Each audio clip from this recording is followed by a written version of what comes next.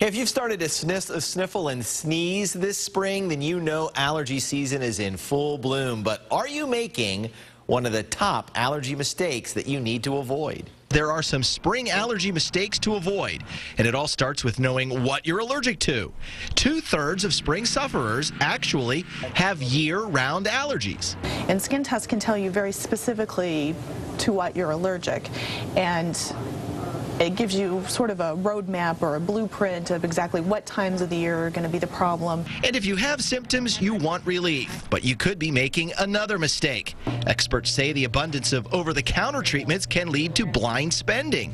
However, a local allergist says you need to see what works for you. I think Zyrtec and Allegra are probably the best of the three that are out there. But certainly some of the brands work better for other people, so I think it's worthwhile trying all of them if you're looking to find some relief over the counter. But once you know what works, where do you start? That's another mistake many people make, waiting too long to start taking their allergy meds. I like to tell my patients to start preventative medications by March 1st. And that way it gets into your system before the tree season tends to occur. The last mistake is not steering clear of your triggers. Sometimes that's the easiest one to avoid. For many, that means staying indoors and keeping the windows closed.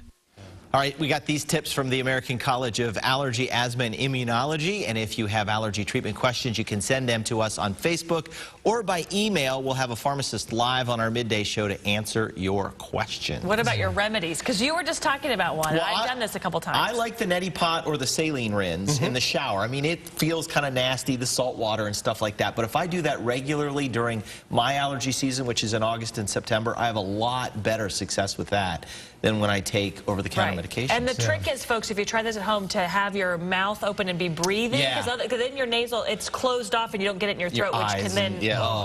And you said... I mix up my meds. Like,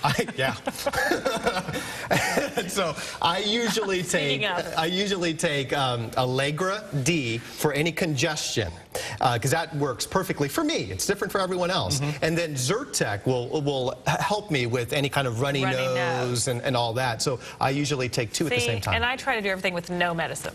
Really? That's the problem. That's why you're suffering. I know.